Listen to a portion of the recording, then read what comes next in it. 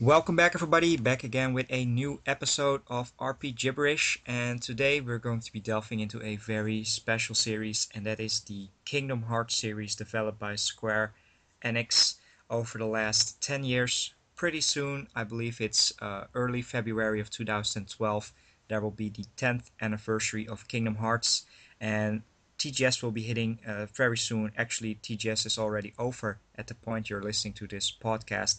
And there's been a lot of great stuff announced for the Kingdom Hearts series, especially the Dream Drop Distance 3DS game. So we thought it would be a great opportunity to delve into the Kingdom Hearts series, which is a perfect series for me. It was one of my nostalgic series. But how about you, Greg? How is your experiences with the Kingdom Hearts series? Uh, I must admit, I thought the idea was ludicrous when I first read it in a magazine. Disney and Squaresoft make an RPG with Disney characters and Final Fantasy. I thought it was probably one of the worst ideas when I read it, but it wasn't until I got my copy of FF10 that came with a bonus disc. And I saw the trailer in there, and the first thing that kind of really got to me was the music. And at the start, it was really a foreboding atmosphere. It didn't go straight into the Disney aspect. It just intrigued me. So when it came out on Platinum, I pretty much gave it a go, and I'll talk about that a bit more later on. That's how I kind of started off with the Kingdom Hearts series. All right. Yeah, for me personally, I have to be honest and say that I'm a huge Disney fan. I pretty much have all the major, Disney movies, animated movies that they released. I have them all on DVD. It's at that time, I was growing up. I believe I was about the same age as the characters in Kingdom Hearts. I was about 12 to 14 years old when I started playing Kingdom Hearts, and it has been a fantastic series. And once I read about it again in magazines, I was really psyched for it. And it is one of the few games on the PlayStation 2 that I just bought day one, for a ludicrous amount of like 65 euros of saving up money for months. But it has been a fantastic series, but we'll get to that later on, with the different games. So, Greg, please tell us a little bit about the history of Kingdom Hearts because it has a pretty rich story. What's really interesting because there's not really anything like it in terms of how games are developed. Basically, Tetsuya Nomura, who's worked on the Final Fantasy series before Kingdom Hearts, and of course one of the major key figures of Final Fantasy VII, basically one day was working in the SquareSoft building that coincidentally was also it also housed Japan's Disney division.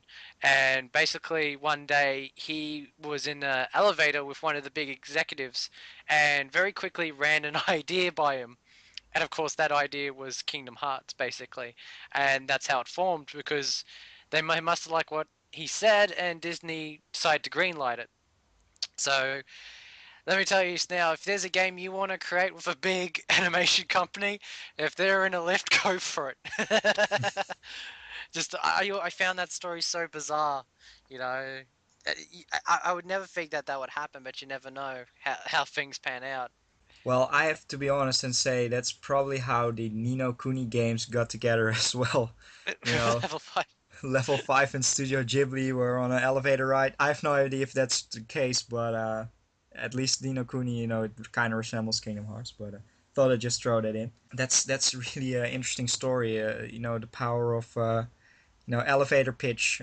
It paid off because Kingdom Hearts is probably Square Enix's third biggest IP right now, behind Final Fantasy and Dragon Quest. So it's selling millions. So that's definitely very good. We'll get into how Kingdom Hearts appeals to everyone because being someone who goes to a lot of conventions, I can tell you that now that game, the series is well beloved by fans here in Australia. So we'll get into why it's appealing to a lot of different players. But yeah, it, it it was an odd bird. The thing that kind of saw me, other than the trailer, was the fact that Final Fantasy characters are in it, of course. Which at that point I was still a huge fan. before when I kind of dropped out of playing Square games for a couple of years. But I'll get into that another time. But first up, we'll get straight into it. Let's talk about Kingdom Hearts 1. Oh yeah, definitely. Kingdom Hearts One it's pretty much set the bar for the whole entire series, and the series it spans pretty much, I believe, 6 or 7 games with some remakes thrown in, and the series, its roots are true across all the different games. It's the gameplay and the story and the graphics and even the music and such. It's pretty much the same formula, but just with added stuff later on. But yeah, let's talk a little bit about Kingdom Hearts 1. Kingdom Hearts 1 was, of course, released on the PlayStation 2 back in 2002 throughout the entire world, luckily enough for all us European and Australians. And from the get go, I was really blown into the game. The game opens up with a very dark setting where we meet our main character Sora for the very first time um, in sort of this dark world where he basically wakes up in this dark area, and the only thing that's there is this sort of um, glass, colored glass type of area where you see his character. And uh, that opening, I believe, 20 minutes, which basically ties in a tutorial as well, completely blew me away. And after that, you moved on to the opening world where you meet, the three characters, Sora, Riku, and Kairi, who are basically living at these islands where they are enjoying their life and just having fun all day. But Greg, tell us, how did you enjoy that opening hour of Kingdom Hearts? Well, it definitely sold me. It gave a different impression that I had in my mind about the experience to begin with. I sensed that there would be a dark side of the game that I didn't think was possible. I kind of got a hint from the trailer, but it wasn't until I played the game and you experienced that world with the stained glass windows that I thought, wow, this really shows the power of the PS2. Um, and I was just really blown away. And then it got into Destiny's Island, and I was the cheering music came. It's just like, here comes the Disney aspect. But what was really cool about Destiny Islands is it had to be there to show that sort of innocence, that childlike innocence of all the characters. But as a Final Fantasy fan, I also got a kick out of the fact that Tide. I know people are going to say it's Titus, but I do not care. I pronounce him Titus. Waka and Selfie from FF8 were there in their childlike form, which was really cool. One of the first memorable things I can remember playing in Destiny's Islands was doing training with Waka. And I got to tell you, he really pissed me off. And I was basically at that point, it became a mission to defeat him because um, I couldn't beat him for a couple of tries the first time around, but then I found out you could hit the ball right back in his face, and it just became so much fun. And it was the best way to rack up early levels before you get into the game. So that's all I was doing pretty much. So off the bat, I got to say, and I know people got issues with this, but I don't. I think Kingdom Hearts got some of the best controls ever in a game. I'm a big fan of action RPGs, and in terms of playing action RPGs all my life up until that point, I thought that this was the next step in how fluid an action RPG could feel, and it had a terrific lock-on system. I think it's still one of the best lock-on systems ever, next to the Legend of Zelda series. So it just felt so good. The environments to move around, it really was the pinnacle of 3D action RPG fare. And there's just so much to do, and I was just enjoyed, you know, every step of the way. Oh yeah, definitely. And to get back into the action RPGs, Kingdom Hearts was actually my first real action RPG because at that time, I'd been enjoying games like Final Fantasy and Suikoden series, and a few others, like Legend of Dragoon, but never really delved into action RPGs, and also not owning a Nintendo console, never delved into, the biggest action RPG of them all is pretty much Zelda. But So that was a fantastic experience for me to, see all those Final Fantasy characters and see all those, typical magic spells and such, but in an action RPG setting. And like you said, I spent quite a lot of time at the Destiny Islands just figuring out those controls, and they are indeed very, very fluent. Yeah, well, there's so much to do, like with the lock-on system, and of course, besides fighting the three kids, you also have the chance to fight Riku and kind of test out your ultimate skills. And of course, he gives the better XP, so you can keep leveling up when you fight Riku. But it really shows your skills. I remember getting my butt whooped the first time I played Kingdom Hearts, but a couple of years ago, I actually went back and played it again, and I whooped his butt within one go because I was just so used to the controls. So once you master the controls of Kingdom Hearts, it's so much fun to play. It's just so fluid. You can have so much fun. One of the things I really like to okay, one thing to talk about the Kingdom Hearts series is after the events of Destiny's Islands, Sora is spirited away to pretty much a universe full of Disney worlds. Now, this is where I kind of go iffy because, unlike Arrow, I'm not a huge Disney fan. I don't hate them, I'm just not as fond of them because I didn't really watch Disney movies growing up. I watched all the, I'd say, cult classics, watching movies that I shouldn't have watched at that young age. But yeah, so it's very hard for me to get into it. But I looked at the Disney worlds as if they could be in an RPG, and it was very fascinating to look at it and say, hey, it actually does work. Um, like Aladdin's World and the Arabic setting, Alice in Wonderland's, full of, wonder and adventure.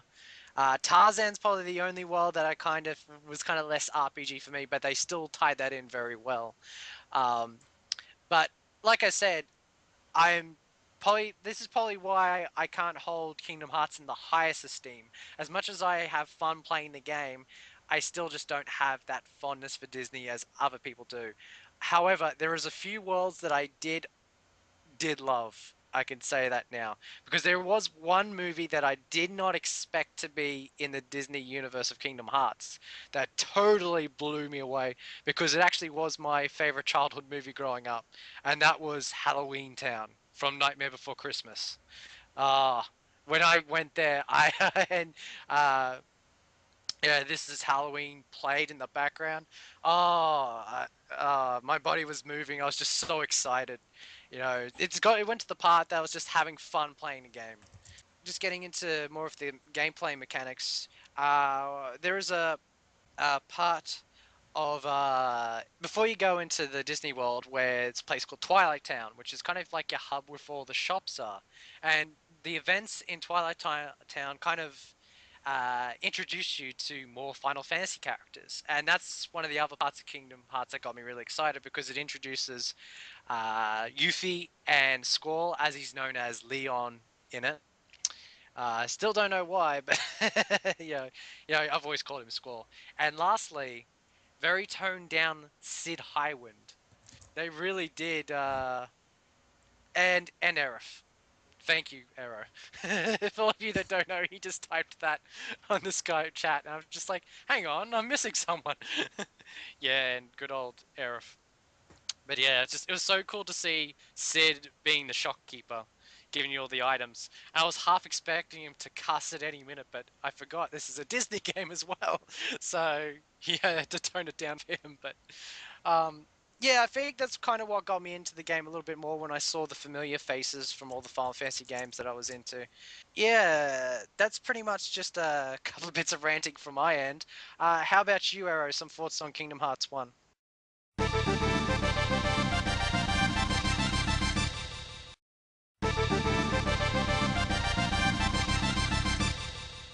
Oh yeah, definitely. I'm a big fan of Kingdom Hearts 1, of course, and the main reason why I loved it so much, besides being a big Disney fan, is pretty much every world that you play in, at least the Disney worlds, they are basically, in terms of storytelling, are very condensed versions of the movies themselves.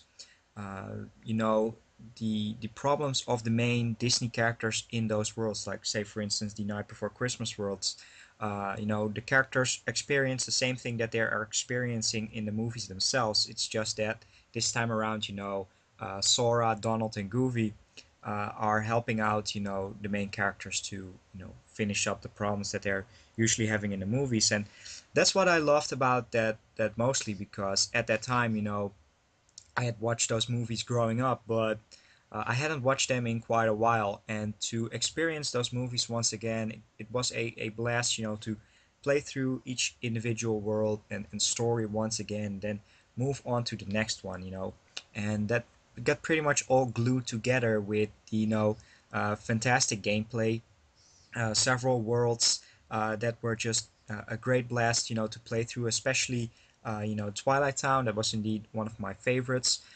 just unlocking all the treasures that were available there.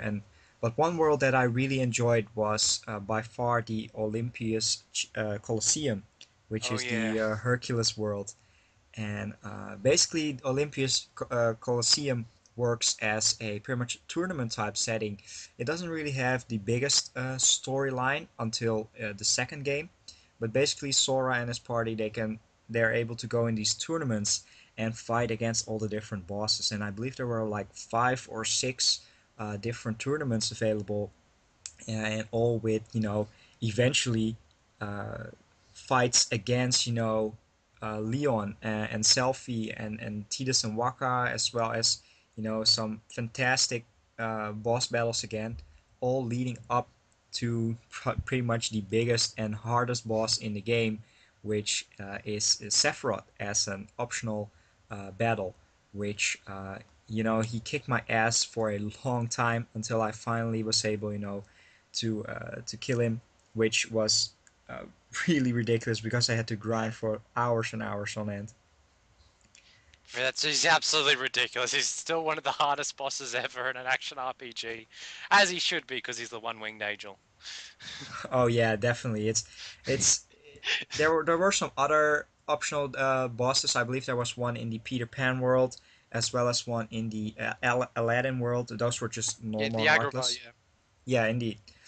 Those were okay, but they were manageable. They were still pretty difficult. But Sephiroth is just a really difficult optional boss. But that's what I liked about. That's what I like most about RPGs is those optional dungeons. Hey, that's why we call the segment on RPG gibberish is because all that optional stuff that you're able to go through. Extra side quests and Kingdom Hearts really had that in there. One part about Kingdom Hearts that I never really enjoyed is the addition of the travel between the worlds. You basically have your gummy ship that Yeah. that was manageable. You could upgrade it, and it was sort of a shooter, shmup type of gameplay. But it never felt as compelling and sort of like busy work with optional ship designs that you're able to grasp. But if you miss those, I never really enjoyed the gummy ship segments, and honestly, especially we'll talk about that in the second game, it became even less enjoyable. But Yeah. that's pretty much my only downside with Kingdom Hearts. I had such a blast. I played through it twice. On the normal and the hard setting, the proud mode. But all those worlds they lead up to one fantastic finale. Greg, please tell us all about the finale of Kingdom Hearts One. Before I get into that quickly, you're not the only one with the gummy ships. I did enjoy that until the final ones, which I thought tied in well. It kind of thanks to Yoko Shinomura. The third gummy ship theme is actually pretty intense, and I really love that. But very quickly, the actual bits of Kingdom Hearts I didn't like, of course, is the gummy ships, Atlantica, basically that the new Under the Sea pisses me off every time I hear it. So I had to mute it when I was there, and I'm not really well. I wouldn't say I'm not fond of Winnie the Pooh anymore. Just kind of outgrown him. So I don't hate him. It's just I don't know. Yeah, you can call him Understand. charming if you want to. Just yeah, I don't know. But anyway, getting back to the matter at hand, the last 20% of Kingdom Hearts is the reason to buy the game because that took me completely by surprise.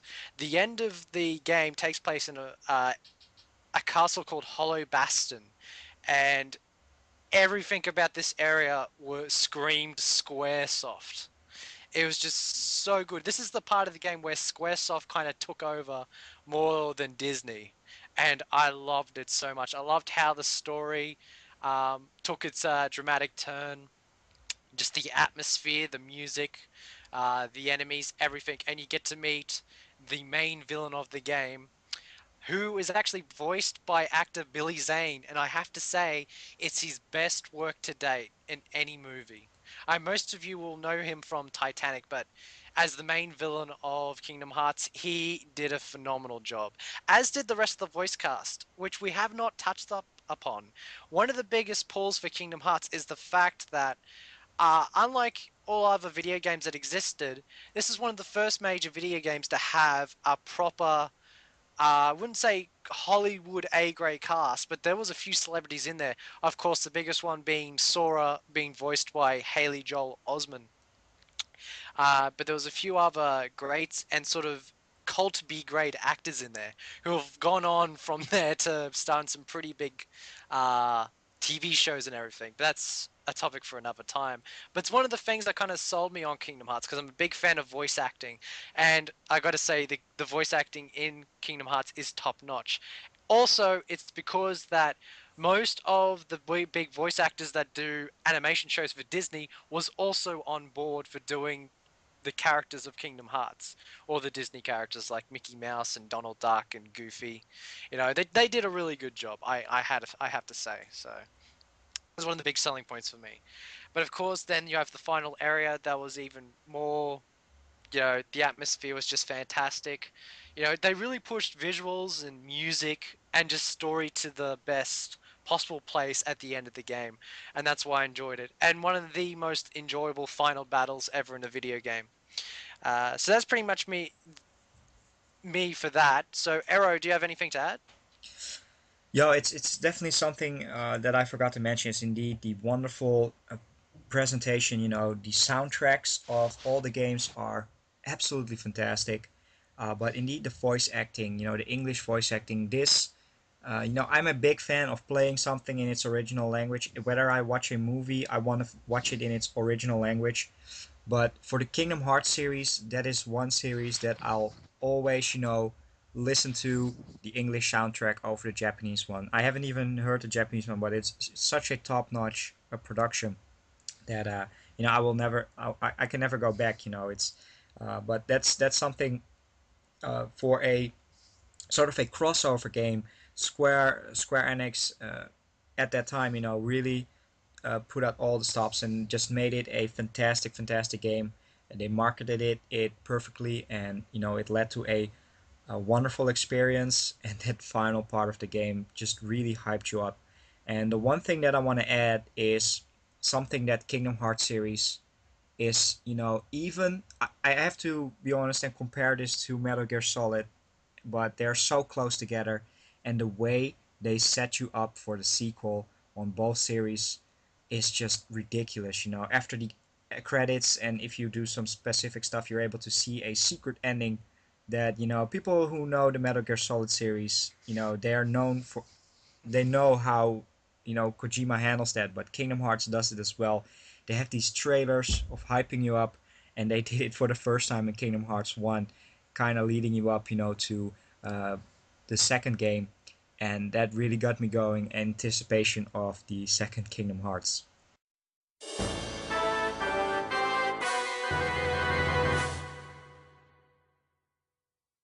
In Kingdom Hearts 2, which was released on December of 2005. It was one of the most awaited games that Square ever made.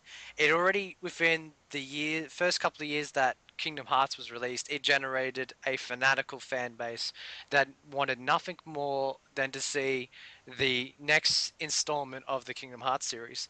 I could personally say, with all the friends that I was around that time, that's all they were thinking about. All they wanted to play was Kingdom Hearts 2. Um, Strangely enough, I think I had a lot of other games at the time, but eventually I got around to playing Kingdom Hearts 2. Now, I got to say this, that was one of the most, I would say, teased games ever. Square did a wonderful job of just teasing fans with, trailers and websites and just got everyone really excited. Of course, everyone remembers the epic opening of Kingdom Hearts 2, the epic track known as was it Hikari, I believe it was, Yes, yes, indeed. or yeah, and of course that's still sung today by fans whenever we go to cons. But it's very interesting how they went with Kingdom Hearts 2. It's really cool that Arrow referenced Kojima because whenever I think of Kingdom Hearts 2, it feels like Nomura kind of borrowed a little inspiration from Hideo Kojima. Because one thing they've done in Kingdom Hearts 2 that was kind of, I would say, 50-50 with fans is they really did inject a lot of complicated plot lines into the story. Um, and it left a lot of unanswered questions. Now, in terms of gameplay, it's pretty much retains its action RPG system. They added a little couple of things to it. One is Drive the form. brave forms. Oh, yeah, cool, the drives, yeah. Well, that was one thing, kind of acts as a limit break. I thought that was cool. It reminded me of FF7's limit break sort of system, which I really liked. And also, probably one of the main things that I kind of liked what Kingdom Hearts 2 did, not only for the series, but for games in question, is without a doubt, it made the game more cinematic in terms of in gameplay. Like, there's certain events that'd be triggered in your command bar that would happen at the end of a battle, and to see your characters perform this amazing move, you know, it kind of just add another dynamic, that helped the story, being shown in a visual aspect, you know, and it gets really intense towards the end in the final battle. I really enjoyed it. I think they struck gold with having this cinematic action gameplay that just stumbled upon in Kingdom Hearts 2, and it's kind of become a staple for the Kingdom Hearts teams workings later on after Kingdom Hearts 2. So, in terms of gameplay, it's still a pretty fun game. In terms of story, it kind of left a lot open. I know they wanted to delve into other sort of parts that they've introduced in Kingdom Hearts 2, like the Nobodies, which is another sort of form of enemies other than the Heartless who were in Kingdom Hearts 1. And they added a whole new group of villains, uh, which is Organization 13, that made their debut in Kingdom Hearts 2 and was very quickly intrigued by fans across the globe. I can tell you this now, RPG fans, they were the reason that I was excited for Kingdom Hearts 2 because I saw them in their black cloaks and I wanted to know more about them. But that's pretty much all I got to say about Kingdom Hearts 2 for now, so I'll hand it over to Arrow. All right. Yeah, you mentioned something very interesting, and that was the moment that I played Kingdom Hearts 2. While we'll get into that later on, back between Kingdom Hearts 1 and 2, there was a Game Boy Advance title released called Chain of Memories, which I played before I played Kingdom Hearts 2. But we'll get to that later on in the next part. But the thing with Kingdom Hearts 2 at that time, I wasn't really playing as many games as I could at that time. You know, Final Fantasy 12, Metal Gear Solid 3, Kingdom Hearts 2 were all those hyped up games for me, but I just didn't really care that much and I postponed them later on. I think Kingdom Hearts was already out for a couple of months until I finally picked a copy up. But one thing that is very interesting to note uh, is I played Kingdom Hearts 2 and I wanted to challenge myself. And I made pretty much the mistake of starting on the Proud mode. And this was, years after I finished Kingdom Hearts 1. I started playing on Proud mode and, pretty much played through the game about, let's say, 75%. And at that time, you were meeting Organization 13 characters, and boss fights. And I remember just getting my ass handed to me in the later, stages of the game. I remember there was a Organization 13 member who used his guitar. I believe his name was Demix. Yep. He completely slaughtered me, and eventually I was able to beat him until I moved on to the Beauty and the Beast world, one of my favorite Disney movies. where you had to fight Zykes, and Uh, whoa, that the I just gave up on the game there. I just couldn't beat him. I had to give up. Probably got distracted by some other games as well at that time. I remember it was summer of 2006 or 2007, summer of 2007, and my friends and I we got into this huge 200-hour craze of Final Fantasy 12. So Kingdom Hearts 2 was postponed, and I didn't finish it, and I just kind of felt, you know, a little bit done with Kingdom Hearts, um, which was very sad because about a year and a half later, I moved back to Kingdom Hearts 2 and finished it, those final 25%, and kind of honestly rushed to the end just to see the ending of the game and the story, and didn't really, bother that much with the hidden content except for Sephiroth, which is again a optional boss in the second game. But I just rushed through it, and I kind of lost my touch with Kingdom Hearts 2, uh, for all the wrong reasons, because Kingdom Hearts 2 is indeed one of the, it's a fantastic sequel. In terms of story, the way they expanded on the storyline with the Organization 13 was just fantastic. At that time, I was also delving into anime for the first time.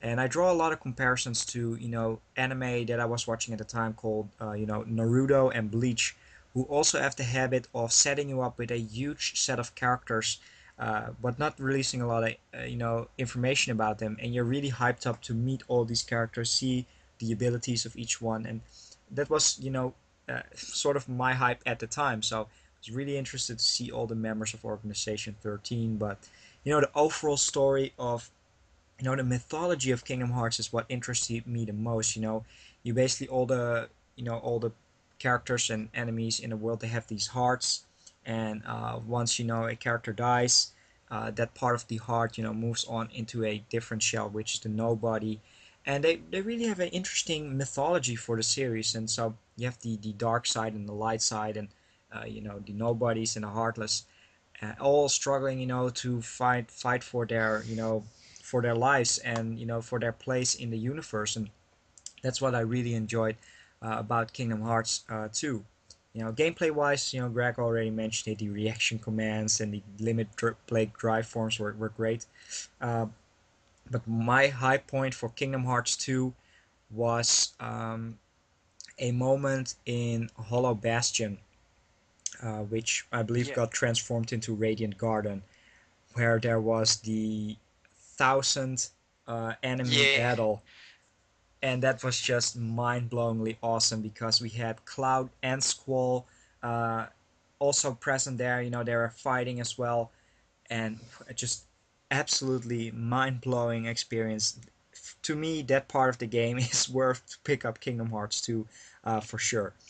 Absolutely, that was one of my favorite scenes. I'm also going to touch into another one of my favorite scenes.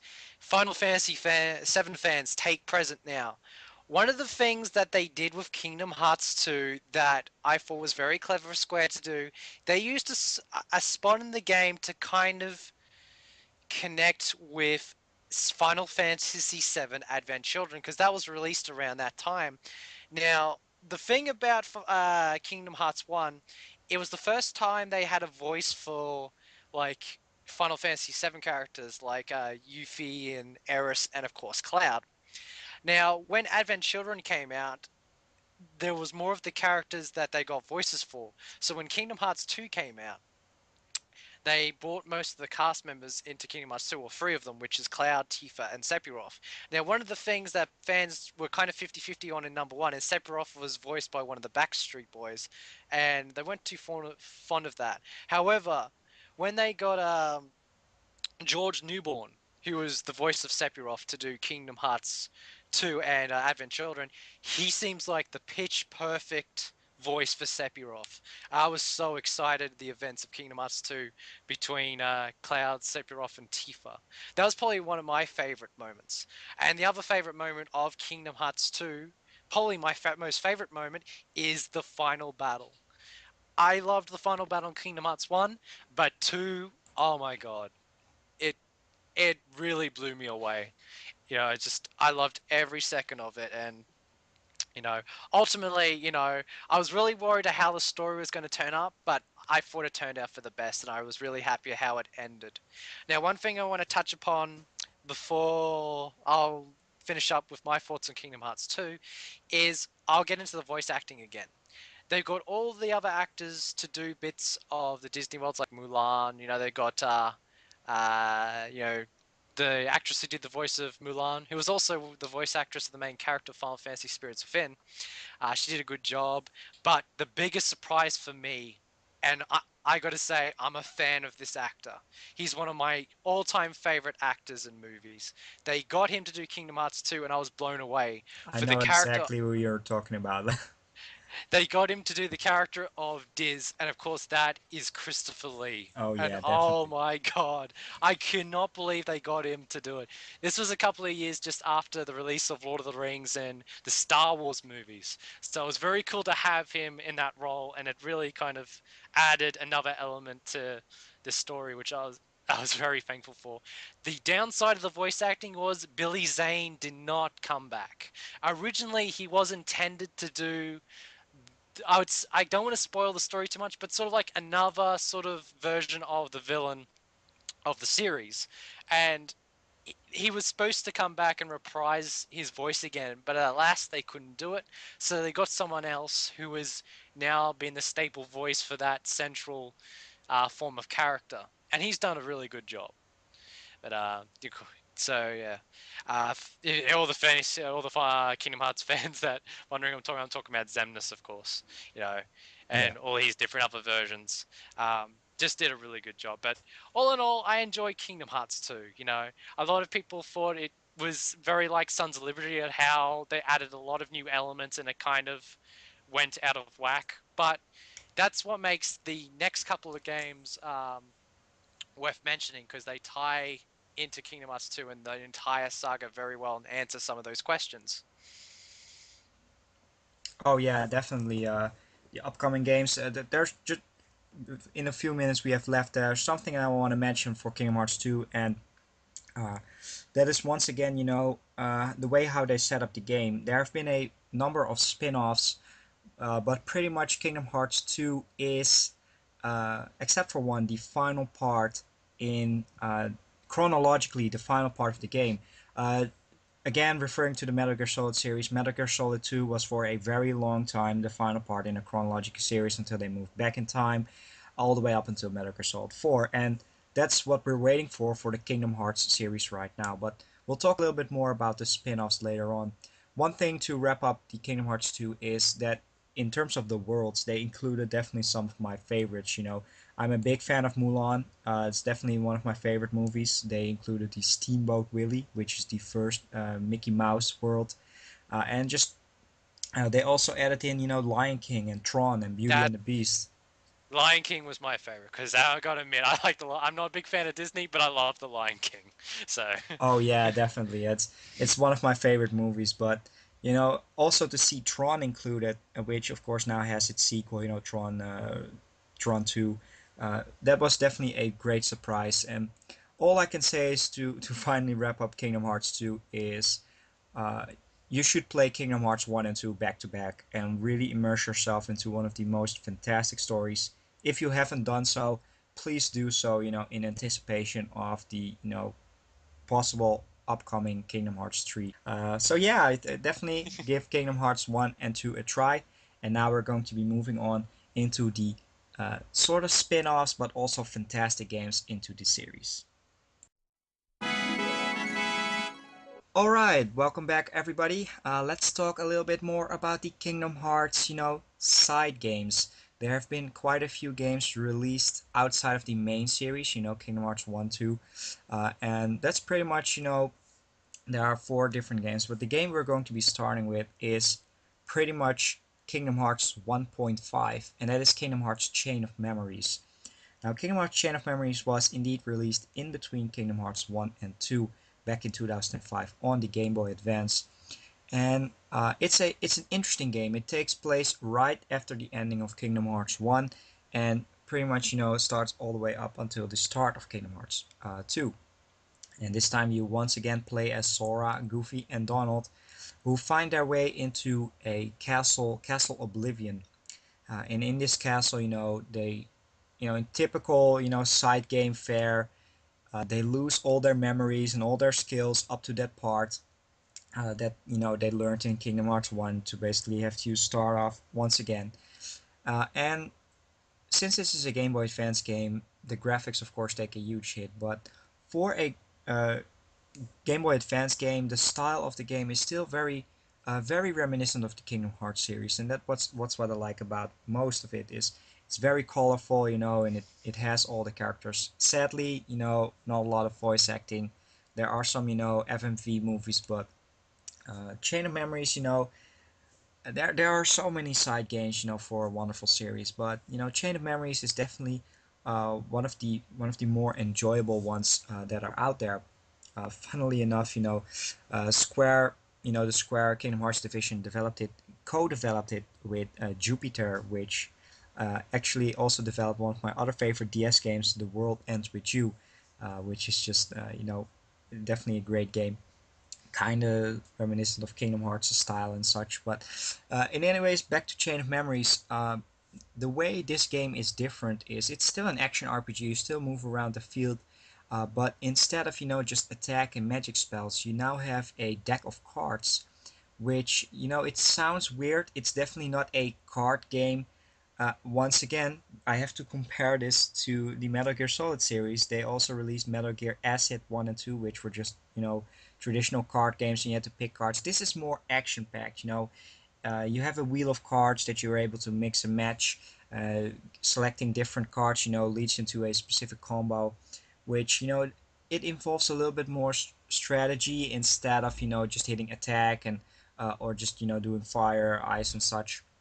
But you know, going into it, I really enjoyed it because it was my first handheld. The Game Boy Advance just had it, and I just was really enjoying Chain of Memories. And in terms of storyline, um, you play through Sora, who at that time meets all the different characters from the Organization 13.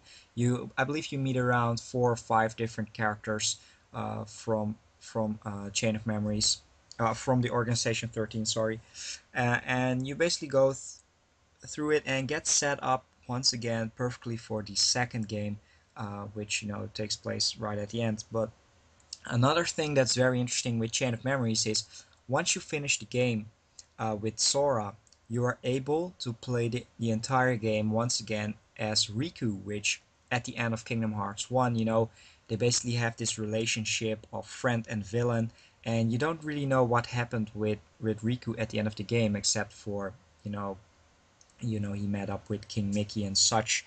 But you're able to play through the entire game as Riku again, and his side, he meets different characters from Organization 13, and once again ties into that big storyline. And it is definitely great to see Riku as a playable character as well, which is something that hasn't happened, throughout the rest of the games. So, you basically get 2 games for the price of one. It's not as long as the first Kingdom Hearts games, but overall a very solid Game Boy Advance game. However, there is something very interesting to note about Chain of Memories, and that is that something that Square Enix does a lot is they release the game in Japan, re-released or just port the game to Europe and North America, and then Square Enix decides to re-release a special type of game.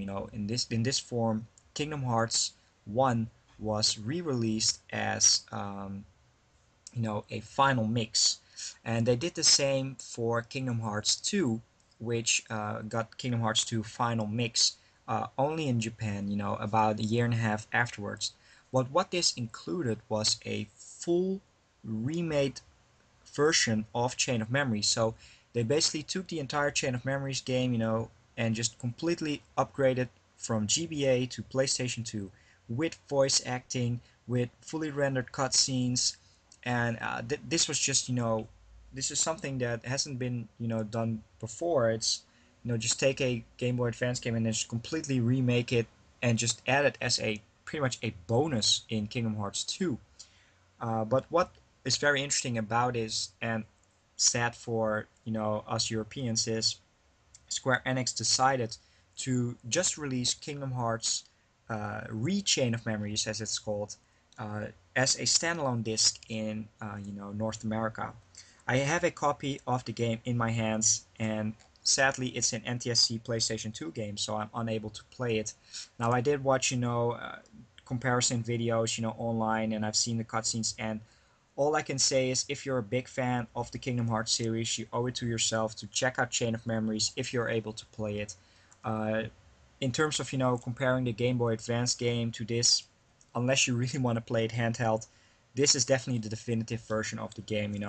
It has voice acting. It has that same style that you're so used to in Kingdom Hearts 1 and 2, and just the gameplay, despite the fact that you're playing with a deck of cards, feels really similar to the older Kingdom Hearts games, and it's a great game, and hopefully I'm able to one day get my hands on NTSC PlayStation 2, so I'm able to play this one and re-experience this Chain of Memories once again. But in terms of side game, this was definitely a great first experience, outside of the main line of Kingdom Hearts games, and I can recommend either version wholeheartedly to big fans of Kingdom Hearts. Greg, have you played Chain of Memories or Re-Chain of Memories? I haven't played either. Chain of Memories is the only Kingdom Hearts, aside from another one we'll talk about later on that just got released, the only two games I actually haven't played yet. Now, I've had many chances to play Chain of Memories, but I got sidetracked by other series that I was into. And unfortunately, it got to the point where it was too late. There was pretty much no copies to be found anymore in Australia.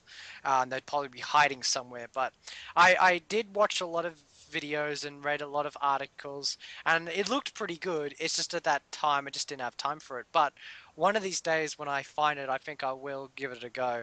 Um, Especially the PS2 version. The PS2 version looks really nice, and that's pretty much it. It's a nice little story that ties into Kingdom Hearts and Kingdom Hearts 2, and ties in well to the next game we're going to talk about, which is Kingdom Hearts 358 over 2 days. All right. I honestly, I know it's one of those side games, and I recently delved back into the Kingdom Hearts series. And first thing I wanted to do is finish the PlayStation Portable game Birth by Sleep, which I've done now. And I'm currently in the process of beating the DS game 358 over 2 days, which I don't even want to get into the title. It's one of the most ridiculous titles I've ever heard. But I'm about, I say, 8 to 10 hours into the game. I've met some of the characters, but I believe you have finished the game, so I believe you are more expert on 358 over 2 days. Now, I have to admit, first up, I don't mind 358 days, but I got to say, it does has its fair share of problems in terms of controls. I got to say, from all the Kingdom Hearts games I've played, I think this is the game that took the hit with controls. It didn't feel as good as the other games. Just what the DS provided, it just didn't feel right for a Kingdom Hearts game. However, I looked past that and I mastered the controls and did the best I could. Now, one thing about the story about 358 Days is it totally is about Roxas and Organization 13. And it pretty much ties into, you know, basically what happens at the end of Kingdom Hearts to what goes into Chain of Memories, and ultimately what happens before Kingdom Hearts 2. And it's very good to play all those games before going to 358 days, so you can get the most out of it. But what I like about 358 days, it adds more story, tells more about Organization 13, who they are, what they want, what they're striving for, and it gives each member more personality instead of just being a bunch of thugs and villains in Kingdom Hearts 2. It gives them, more information, makes them more of a character. Uh, but yeah, and I like the fact that you got to basically go to missions, fight alongside them, and earn. Totally forgot what you had to earn. I think it was hearts. You had to collect hearts for the day when they, you know, when Kingdom Hearts finally comes. It's been a while since I played it, but that's what I can vaguely remember. But how the game works out is there is a hub, which is the final area of Kingdom Hearts 2, where the Organization 13 dwells. Totally forgotten the name The of world that. that never was. Well, there never was. That's it. And basically, from there, you're given a set of missions. Of course, lots of portable games use this. Because of the lack of memory, they usually like to have games where they have one main hub that joins into lots of missions. And at the time of the DS and the PSP, there were games constantly like that. So it didn't surprise me that they decided to use that, which turned out to be effective because there was plenty of content to have uh, in the form of missions, which are really good. And what's really cool is if you wanted to grind, you could actually go back and challenge the missions again or do time attack and fulfill certain requests and all that to give you more bonuses. One of the most interesting parts of 358 Days is the link panel system, where basically whenever you got a panel, it would upgrade or provide an extra options in your commands menu. And that was actually the form of leveling up, is you would actually get a level up panel and you would place it in the link panels, and that would increase your character's level. However, there was panels that would multiply other panels. So you would put a level panel in like a multiply by 3 panel, and you would go up 3 levels. So it was quite an interesting system to grasp at first, but the more you invested in the game, the better it become, and you can optimize your character for how you would like to play with them. But other than that, I really did enjoy it. I must admit, it would be very hard for me to go back after. It's one of those games where it's good to play one time, but that's pretty much all you need. And for being a DS game, I think Square did the best that they could have under the circumstances, and it's a decent game. It has its flaws, but I mostly enjoyed it. All right.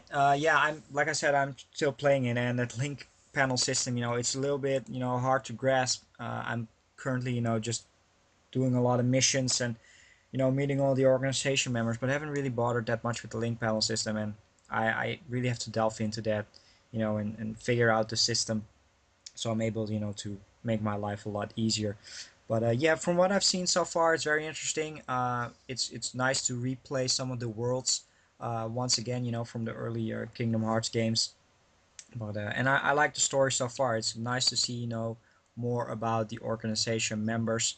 But what I, or at least what I hope to see more, is to meet a little bit more about how Organization 13 came to be, which is something, I'm playing with the Organization 13 members. That's nice, but I want to see how the organization was founded. That's something that, even as playing through a lot of the Kingdom Hearts games, is something that I don't know. But 358 Days is an enjoyable game.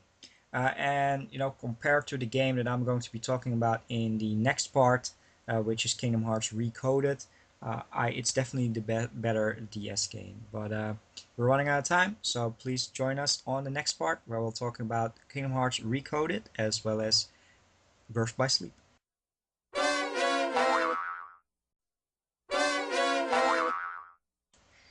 Alright, so the next game we're going to be talking about is Kingdom Hearts Coded and Kingdom Hearts Recoded.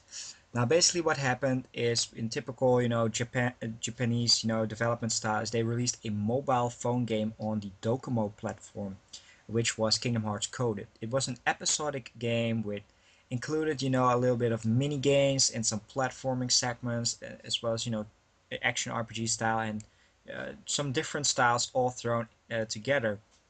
And luckily enough, this game got ported to the DS earlier this year. It was released at the end of 2010 in Japan and was released in January this year. I have played a little bit of the game, just an hour and a half, and of Kingdom Hearts Recoded on the DS. And honestly, it's probably my least favorite game in the series. Basically, on two aspects, and that is the gameplay is just too different. It's more a puzzle mini game type of game instead of just traditional action RPG. You know, even Chain of Memories and 358 Days have that action RPG style, even though it's not, you know, on PlayStation 2. But what I, you know, dislike most about Kingdom Hearts Recoded is the story. The story, it does take place after Kingdom Hearts 2, so in terms of chronologically, it's after, you know, the fantastic setup for Kingdom Hearts 2, you know.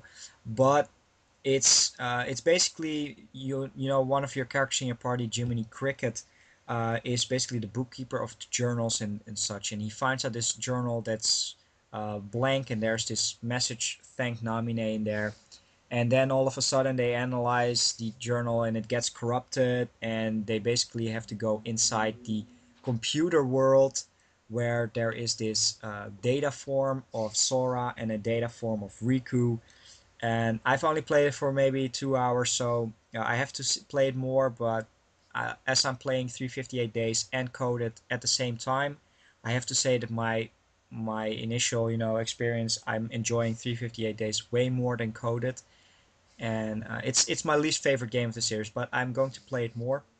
Greg, have you played Recoded?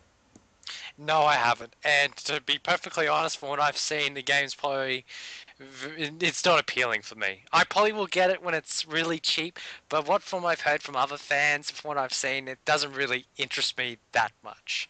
But I'll give it a go if I come across it for cheap, pretty much. Oh yeah, definitely. There's one thing that I want to mention though is one thing that they added for the recoded version is just, in my opinion, a complete teaser. And the if you beat the game, you basically get kind of a setup for both Kingdom Hearts Dream Drop Distance as well as Kingdom Hearts 3, which is pretty much the biggest. I don't want to be too harsh on the game, but it sounds like a big, you know, sort of fuck you message from Square, where it's basically like, you know, playthrough are.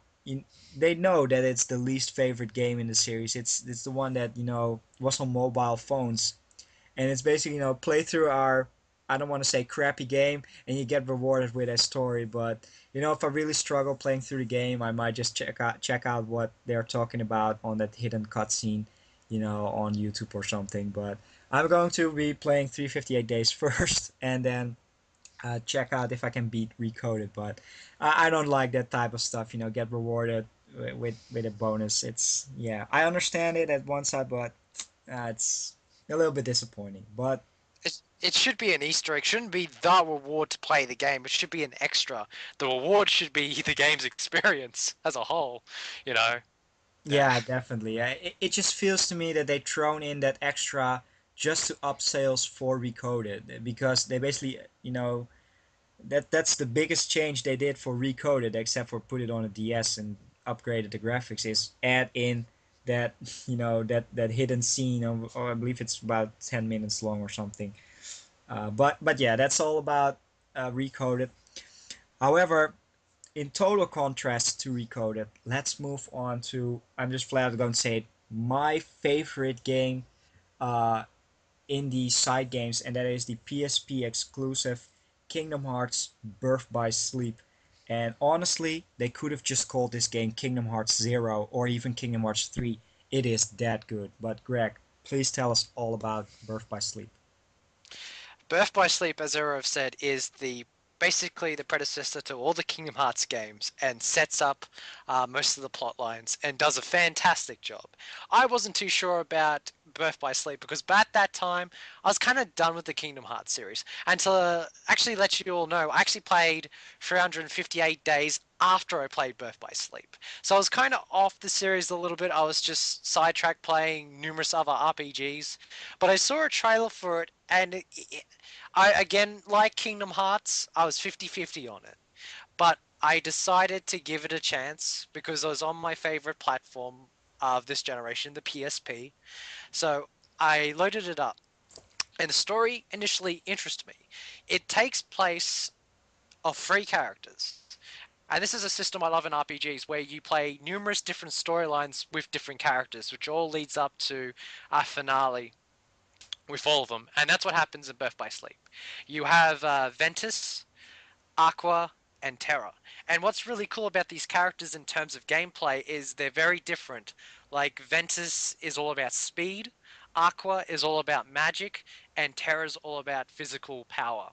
And it's really cool to have these free choices depending on your style of game. But what I like most of all is how all the stories link up.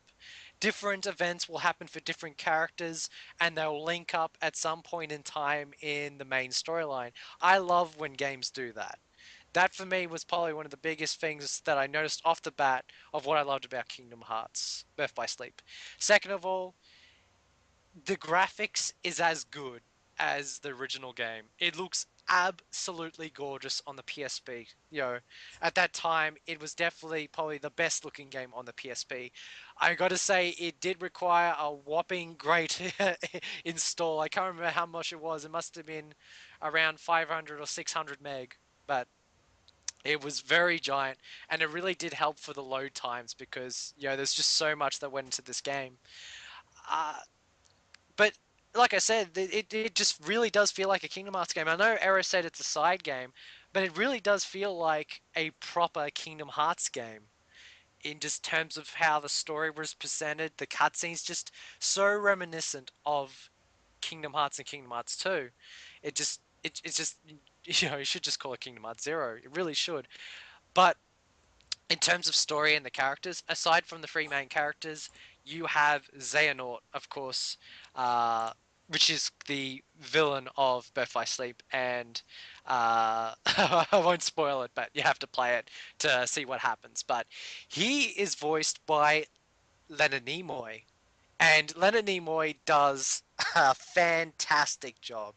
He is one of the best. I gotta say, he won my award for the best voiceover in an RPG in 2010. He did a really good job being the voice of the villain, and it was just amazing they got Leonard Nimoy to do his voice.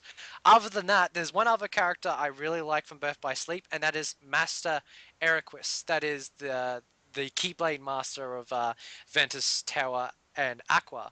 And surprisingly, Star Wars fans get on your knees and bow, is voiced by Mark Hamill, which also took me by surprise because he also did a wonderful job as the lawful Master Eriquis.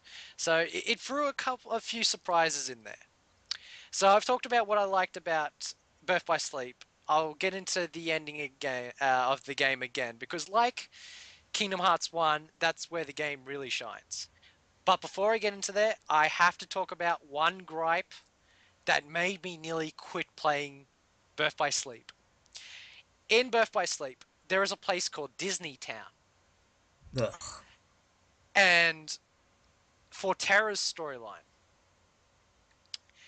in order to beat Disney Town, you have to basically visit basically the triplets. I keep forgetting what they're called from DuckTales and Huey, Dewey, and Louie. And what they have in store for you is, without a doubt, one of the worst side games ever in an RPG, and as the Ice Cream Rhythm game.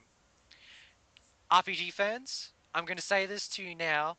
I was going to be one PSP less after playing that game. It took me 2 days to finally get through it. And on the end of the first day playing it, I was ready to throw my PSP at the brick wall. I was that angry. I absolutely despise most rhythm games, and having that as a compulsory uh, thing you had to do really pissed me off. And I beg Square never to do that again. That's all I can say. And for all of you that haven't played it, just brace yourself on how stupid that mini game is. Now, it's okay. It's pretty unfair for me to go guns blazing at it because rhythm games is not my favorite genre. I really don't care for rhythm games that much. So it wasn't the best for me. I can tell you that now. All right. Yeah. When you were talking about, I hadn't heard this story before, but in my opinion, the Disney Town area is indeed the one that puts the experience quite to a halt It's pretty much about 75% into one of the character storyline, and they throw in this world to you. But once you start talking about the rhythm game, I can't really remember me struggling there. I'm quite a big fan of the rhythm games, especially on the DS, like the Elite Beat Agent series. I really enjoy that. And honestly, I am very psyched for the upcoming Theater Rhythm Final Fantasy rhythm game on the 3DS. But Disney Town was indeed my least favorite world, and the placement of the world was definitely my least favorite. That's where you want to see the ending of the games of the story of one character, but that's a little bit disappointing. They should have placed it earlier on. But in terms of worlds, I really enjoy that in Birth by Sleep. You see Olympus Coliseum, where Hercules is still young, and you see Zack from Crisis Core as well. They thrown in, Snow White and Cinderella worlds. Just overall the worlds, they are great. You have the Lilo and Stitch world, and a few that I might be forgetting. So many different worlds, but in terms of Kingdom Hearts Birth by Sleep, it is definitely one of my favorite games on the PlayStation Portable. It is indeed a fantastic RPG. This week alone, I pretty much played through the Terra story and midway with Aqua. So I continue with it after a pretty much a year of hiatus, and I finished Aqua's and Ventus' story and seen the total ending of the game, and just uh, Birth by Sleep, together with Legend of Hero Trails in the Sky and Crisis Core, Final Fantasy VII, they are my favorite games on the PSP. And honestly, uh, the Kingdom Hearts series, I wasn't really feeling it, with all those side games being released, 358 days and recoded. And my experience with Kingdom Hearts 2, I was kind of done with it. But Birth by Sleep pulled me back in, and just completely revitalized my interest in the series. That's why I'm playing through 358 days and recoded right now, just to completely finish the entire series all the way up for the upcoming games we'll talk about later on. But just absolutely fantastic gameplay. The gameplay is awesome. The differences with the characters, just meeting all those characters, segmented throughout the game. At some points you meet Aqua if you're playing with Vance and stuff like that. It's just absolutely fantastic. But the big draw for me is the story and how they are kind of setting it up for the sequel, which is something I'm really psyched for. Is basically, these three characters tie into Sora and Riku's storyline altogether. And I'm not going to spoil it, but this is one of the best prequels, like Metal Gear Solid 3. Once again, just absolutely fantastic. But Greg, please tell a little bit more about Birth by Sleep. I just think it's fascinating that as hardcore Kojima fans, we're trying to compare everything to Metal Gear Solid. But it's really fascinating when we think about it, how it is. But great minds think alike, I think.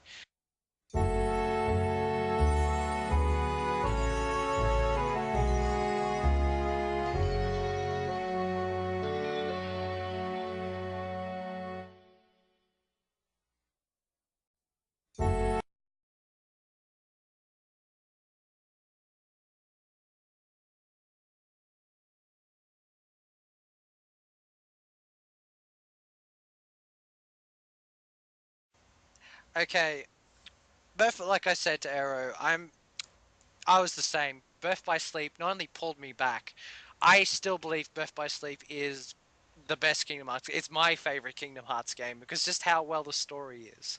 And like Kingdom Hearts 1, the end of the game is where it really shines. The Keyblade Graveyard is just such a great atmosphere. And one thing we forgot to mention is the first time the world of Birth by Sleep was shown was actually at the end of Kingdom Hearts 2. Indeed. So it was pretty much 5 years that this world was hinted to gamers everywhere. They knew this event was going to happen, but they didn't know when and where in the timeline. So it was very interesting how it all came. But the thing that really blew my mind is I always had that secret trailer in my mind with the three Keyblade Masters, of course, which ended up to be Ventus, Terra, and Aqua. But when you go to play that bit at the end, how streamless that trailer becomes into the cutscenes. It's pretty much the same, but it adds a whole new dimension. And I just got a really big kick about how it got to that point in time. You know, I just loved it. And the last couple of fights, it was just magnificent. Just some of the best fights in the series. Now, I don't want to spoil, especially Terra's storyline, but let's just say you gotta play Birth by Sleep just for what happens to Terra at the end of the game. It's just amazing, just how they went about it, and it's just worth buying the game just for that alone. But yeah. I gotta admit, there's this other character in the game called Vanitas, and he kind of resembles Riku in his Heartless suit, except you can't see his face. Now, I'm not going to spoil who's under the mask, but let's just put it this way. Some random fan decided to basically take a screenshot when Vanitas unmasks himself. And for who you see who it resembles, they only had one thing to say under this picture, and that is Tetsuya Nomura has no idea what he's doing anymore, which I thought was really funny. But at the same time, I played the game and I thought it was very interesting that he chose to do what he did for that character. Let's just put it that way. Some fans disagreed. I was very intrigued. Let's just put it that way.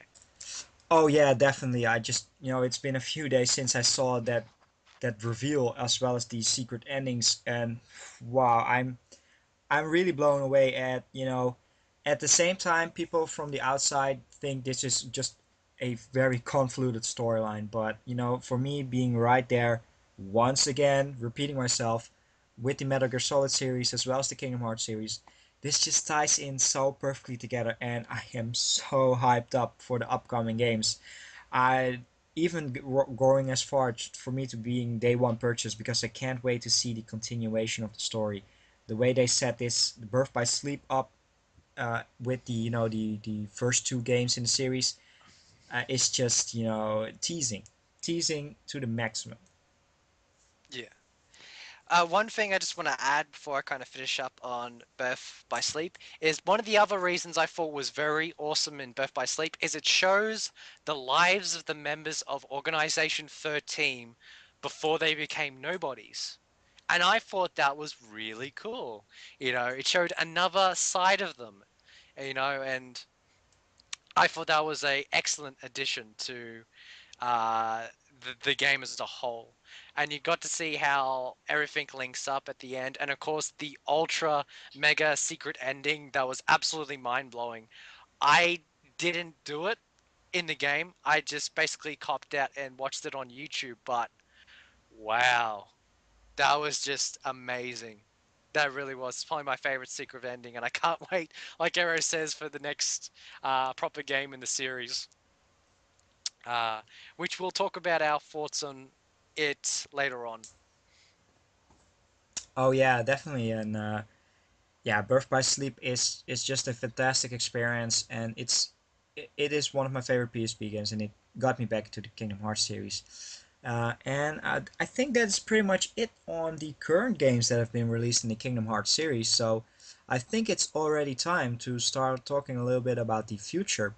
And basically, there are so yeah, the upcoming game for the Kingdom Hearts series is Kingdom Hearts 3D Dream Drop Distance, and that is both a very lame but also very clever title, as I recently found out. The 3D not only connects to the game is on the 3DS, so it will probably have 3D graphics, but also Dream Drop Distance, three capital D's, Kingdom Hearts 3D.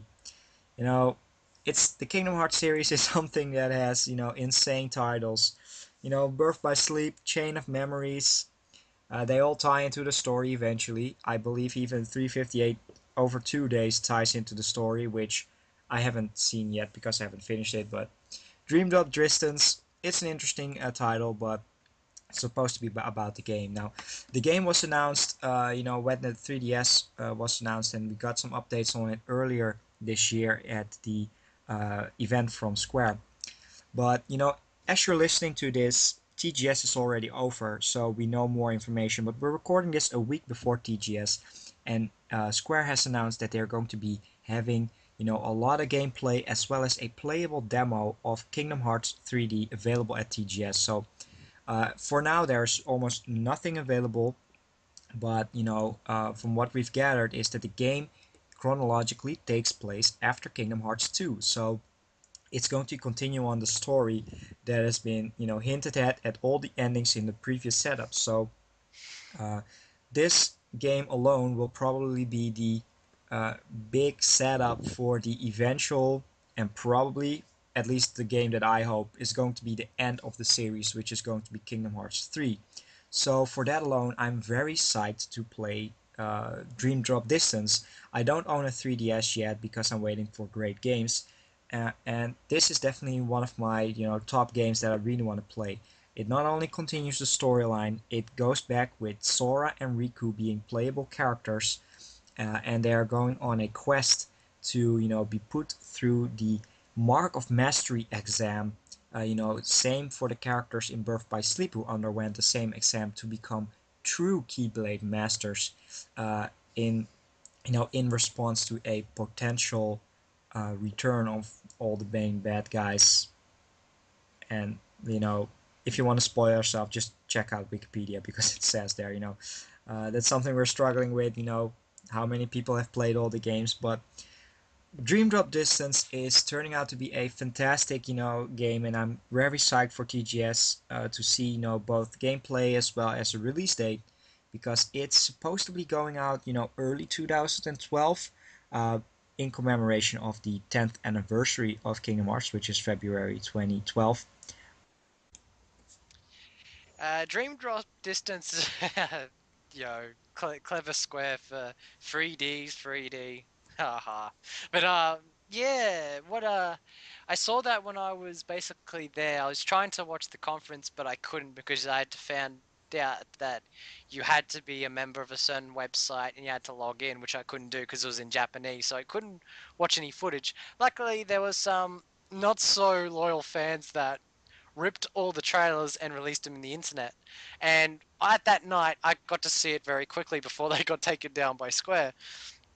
But a couple of weeks later, I actually got to see the trailers, and of course, a lot of them were, Final Fantasy 13 verses and Type Zero. But the other one, of course, was Kingdom Hearts Dream Drop Distance.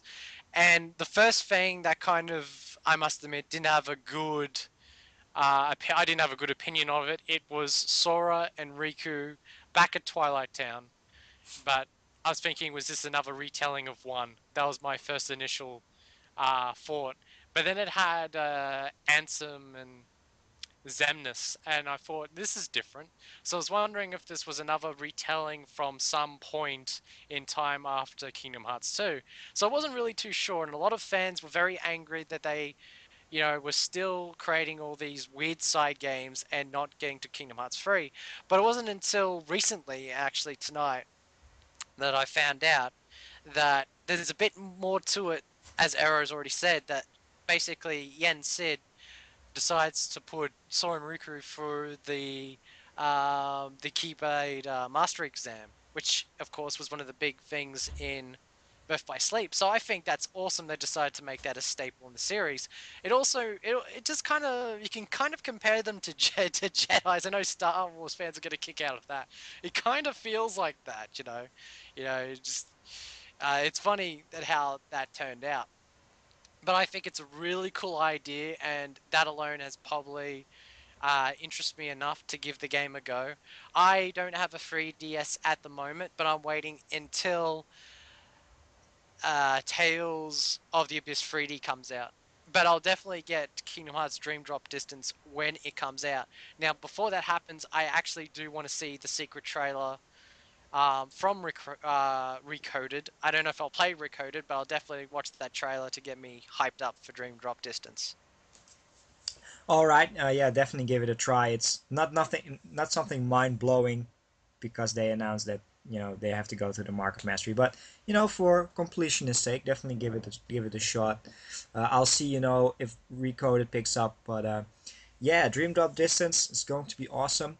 But from there on out, everybody is, from before the PlayStation 3 launched, I was already anticipating the announcement of Kingdom Hearts 3. And all my favorite series have released its games. Final Fantasy, Metal Gear Solid, and a bunch of others on the PlayStation 3. But Kingdom Hearts remains the only one not been released. It has been, sort of announced. They basically say we're too busy working on both Final Fantasy Type 0, 13.2, as well as Versus 13 to continue development on Kingdom Hearts 3. But let's hope to see that this game will maybe 2014 see a release of Kingdom Hearts 3, but and maybe at some point see some more stuff about it, but that's for the future. At least we have Kingdom Hearts Dream Drop Distance coming out, which I'm very psyched for. And in the meanwhile, I'm catching up on Recoded in 358 days. And for those everybody interested in the series, do give these games a try because they are fantastic. And in terms of storytelling, will have you on your seats. They're both great gameplay and great storylines, and it's definitely one of my favorite series in terms of RPG and especially action RPG. But you know, the Kingdom Hearts series has been with us for 10 years, and while it's not been a glorious ride, like we've said, it's at times it has been disappointing with all the side games, and but both Greg and I have been reinvested into the great series, and with Birth by Sleep was really a lifesaver for the series, and it pulled it out of the slump and even made these side games enjoyable, which is something I'd never expect. And I'm really psyched, for Dream Drop Distance and the inevitable Kingdom Hearts 3, which will hopefully, in my opinion, just wrap up the series. After Kingdom Hearts 3, it should be over with unless they really set it up for a potential 4, but don't go messing with side games anymore. One thing that I do want to mention as well is there have been rumors going on that there might be a Kingdom Hearts HD collection, similar to all the HD collection that you see because of the 10th anniversary. Would be interesting to see it, but as I've recently played through a lot of Kingdom Hearts games, I'll get it for my collection. But it would be nice as an introduction for a lot of people. How do you feel about One that, Greg? One thing I just want to add quickly, there is one consideration, and that is one of the big things they're doing for the PS3 right now, and it's one of the recent updates, is the HD remix of PSP games. And basically, Square did a poll for their fans for what PSP game would they like to see in HD. Surprise, surprise, Birth by Sleep was the top runner. So that's one thing they might be considering is a HD version of Birth by Sleep, which wouldn't be a bad thing.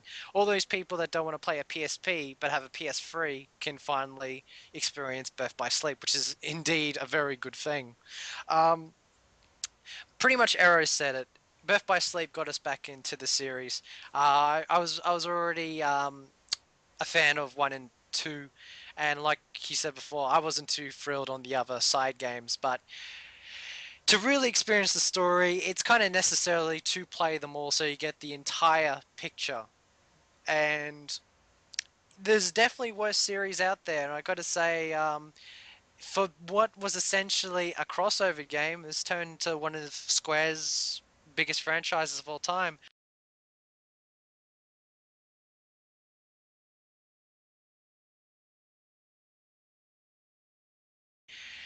Before we end this episode, we're going to talk about, Era and I is going to talk about what we would like to see in Kingdom Hearts 3. And do you mind if I start off first? No, shit. Please go ahead. Definitely go ahead. Okay, first up, Disney Worlds. There's been some fantastic Disney Worlds, but there's a few that I'd like to see added. Now, I said before, I'm not a huge fan of Disney. However, there's been a few Disney gems that have been forgotten through, time. That was basically made in the 70s and the 80s. I actually really like the Disney version of Robin Hood, where he's the fox. That's actually one of my favorite Disney movies. I used to watch that constantly as a child. I thought that would be an awesome world for Kingdom Hearts, especially with Little John as the leopard. I reckon it'd be a fantastic world for Kingdom Hearts. Also, there is the Black Cauldron. I thought that would be another great world for Kingdom Hearts. So they're just two right off the bat, and I think it's the Sword and the Stone. I believe is that a Disney movie? Yes, we have Yeah, Merlin from that movie yeah, in the games. as well. That would be cool to tie him into that having the world, so they can put him in there as well. Uh, just straight off the bat. Now, I can't remember. Is there anything to do with Fantasia in the other Kingdom Hearts games? Because you, I could see with the capabilities of the PS3 bringing the a world of Fantasia to life in grand fashion. You know, that would be amazing to see. But they're just a couple of my thoughts on the worlds of what I'd like to see in Kingdom Hearts 3. How about you, Arrow? What worlds would you like to see? Well, it's funny that you mention. In terms of Disney collecting, I for a very long time, uh, the final DVDs that I needed to own were Fantasia and Fantasia 2000, and I finally saw them last year, and they were mind blowing. They are amongst my top favorite Disney movies, and while Fantasia is present in the games through the relationship with Yen Sid and Mickey, sort of like the Sorcerer's Apprentice in Fantasia, there is no real world, and I think it will be very interesting to see if they're able to tie in Fantasia into the Kingdom Hearts 3 storyline.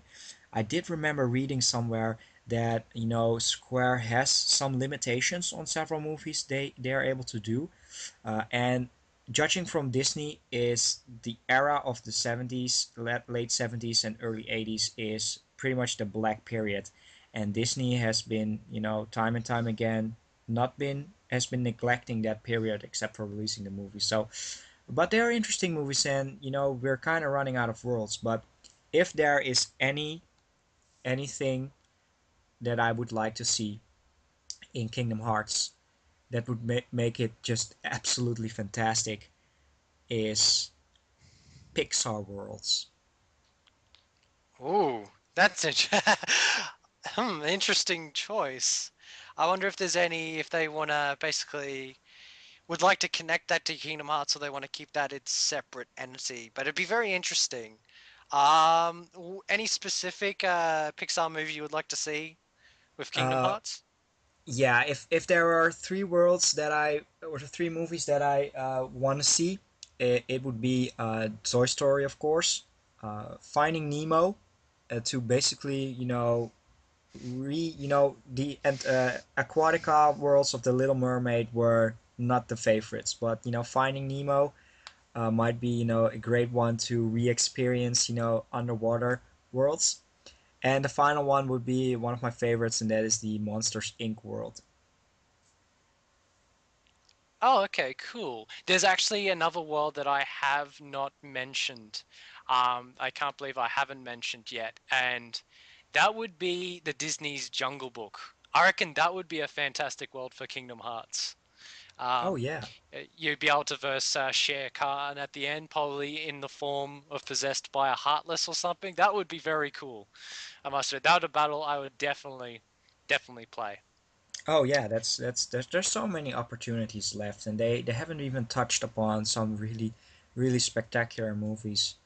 For sure. Okay, now the big one that we've kind of wanted to set this up for before the podcast is what Final Fantasy characters would you like to see in Kingdom Hearts 3? I'll let Ero take this first. Whew, Final Fantasy characters that I want to see in Kingdom Hearts 3. I think it won't come to anybody as a surprise, and of course, with the recent Final Fantasy 13, I want to see Lightning as added as a character. She's already present in the Zydia Duoducim, and I think that would be a easy pick. If there's new characters to be added, it would be her. But if there's a specific character that I want to see, it would be from the first six Final Fantasies, and most notably Final Fantasy IV. I believe there are no characters from that area of time in the Kingdom Hearts series, and it would be really interesting to see, Cecil, or perhaps characters from Final Fantasy VI added into the mix, uh, because it is a huge part of Square. it is how they are still existing this day. So I would say, throw in some Final Fantasy 1 through 6 characters in the mix. Okay, I'm going to be a bit more specific with my characters now. I don't know if they want to start using villains again, because the only real true villain they've used from the Final Fantasy series is Sephiroth. Um, in terms of, there's not really many characters from 1 to 3. I would think it'd be very cool to have Cecil and Kain in there if yeah, you have to consider that they would be toned down for the Disney atmosphere, even though there is some dark themes in Kingdom Hearts. But I'd like to see those characters. In terms of 6, I would like to see a character that's never before been brought to life in this generation from FF6. Like, there's already been Terra and Kefka in Dissidia, and there's been Setzer in Kingdom Hearts 2. So that's already 3 of the characters. So I'd like another character from Final Fantasy VI. Like, either I would like to say Sabin or Edgar or Locke. Uh, Edgar might be a bit tough because of his his ways. He'd be very toned down in Kingdom Hearts, but just a thought. But I could. There's actually one character I can definitely say would fit very, very well in Kingdom Hearts universe, and that is Zidane. I reckon he would Yes. definitely fit in well, and so would most of the cast of FF9, like Steiner and Garnet and Freya and Eiko, because a lot of people compare FF9 to Disney movies, and I think they'd fit in very well in the Kingdom Hearts universe. I know Vivi did, even though they just made him another kid on the block. It was very cool to see him in Kingdom Hearts 2. So that's pretty much from me in Final Fantasy characters. Because the one thing I was kind of left down about Birth by Sleep was only Zack, but that was kind of to tie in with Crisis Core. So that's completely understandable. But yeah, personally, I'd like to see more FF9 characters because I just think they fit into the Kingdom Hearts universe just a bit more than the other Final Fantasy characters. So that's pretty much that for me. Okay, the last thing I want to talk about is new gameplay mechanics you would like to see in Kingdom Hearts 3. Now, with Kingdom Hearts 2, I thought they had it perfect. They kind of pushed games for a more cinematic action quality. I'd personally like to see what they could do on the PS3 hardware in terms of, cutscenes and specific actions. It'd be very, very cool. I would like them to dive more into the drive system. Definitely.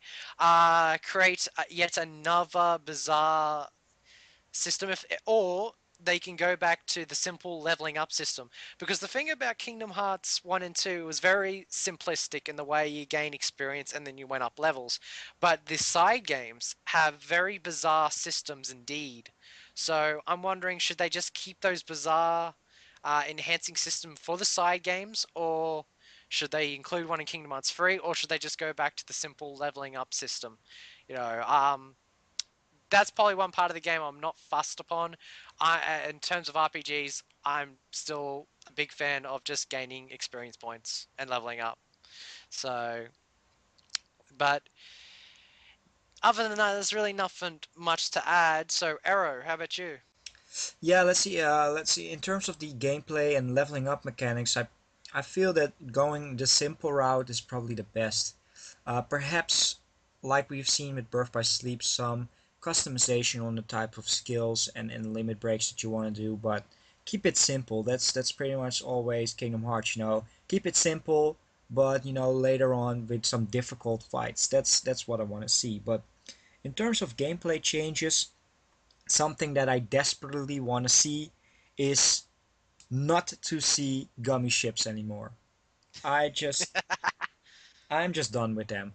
And the reason why I think this is very feasible is because in Birth by Sleep, the main characters they have this sort of special ship that they ride on themselves, and I think that can tie into the mark of mastery. If they succeed that, they have those ships and they are easily going can go from world to world. Uh, it is just an unnecessary addition, in my opinion, or they just have to revamp it and make it really good. But from what I've played in the first two games, it was not very enjoyable. But another thing that I would really like to see, and this is just totally new, is Final Fantasy Worlds. Uh, Oh fuck Basically, yeah.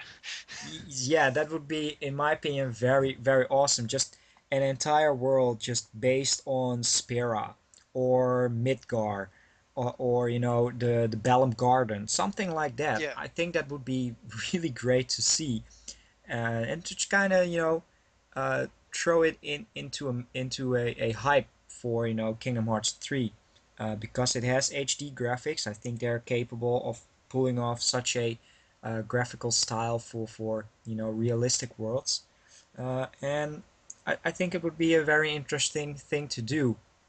And if they were just to go insane, I would say make a side world, not a compulsory world, but make a side world where you play top down in those 8-bit or 16-bit style graphics. But That would be awesome.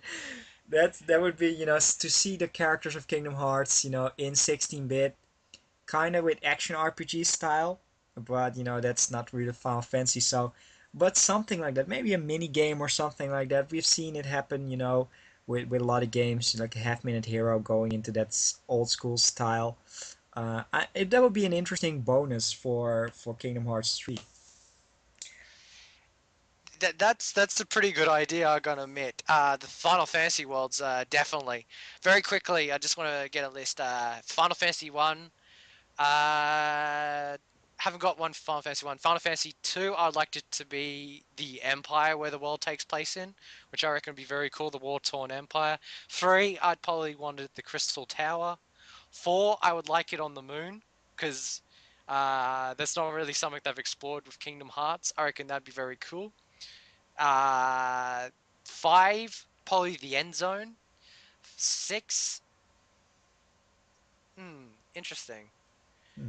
Probably Kefka's Tower, if that might be too brooding. FF7, definitely the Northern Crater.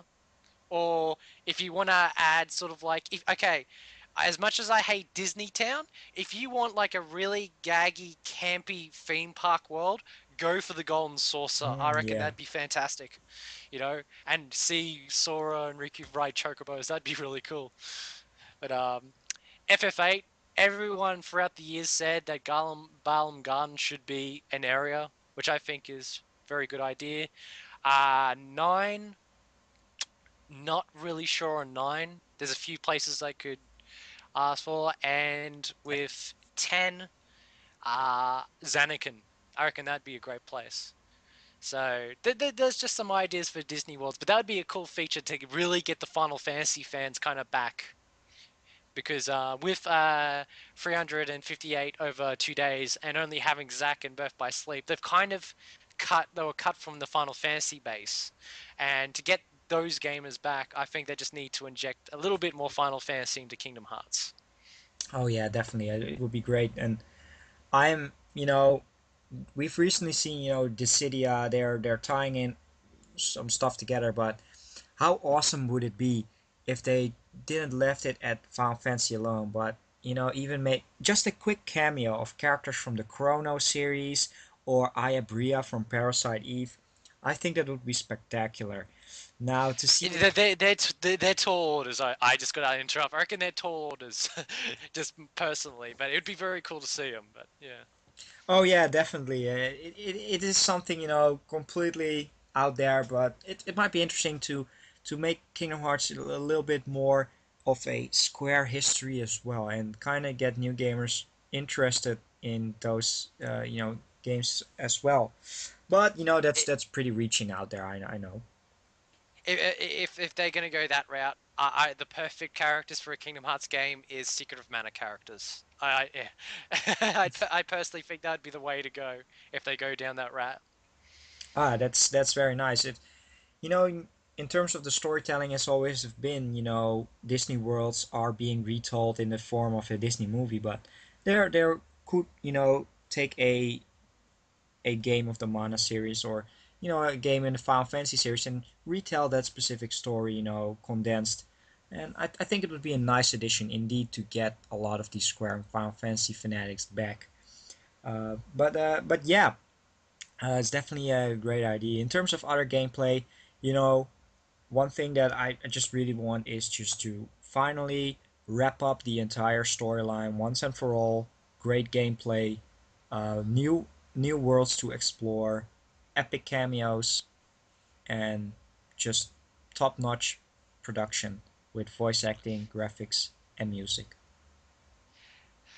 Okay, my last thoughts on Kingdom Hearts 3 is I would the story has to reach the climax and the final battle to be just even more mind-blowing than Kingdom Hearts 2.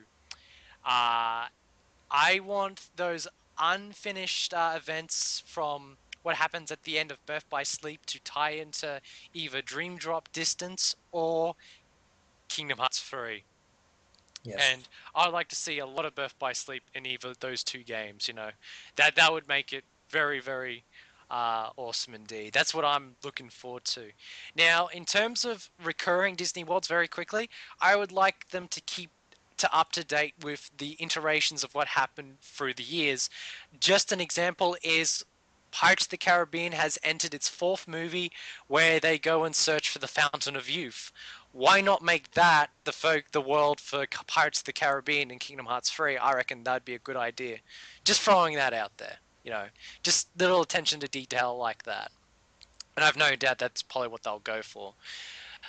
But that's pretty much it for me on Kingdom Hearts. Yeah, me too.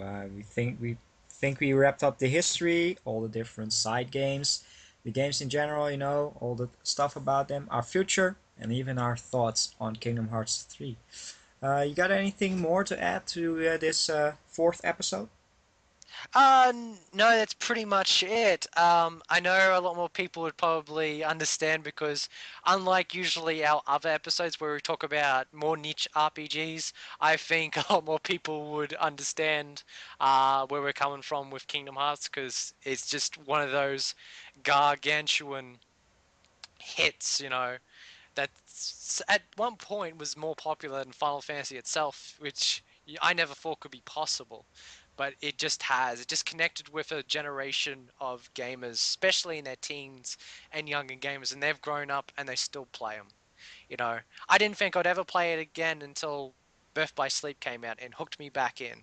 So I'm definitely in it for the long haul now, and I can't wait to finish things off with Kingdom Hearts 3.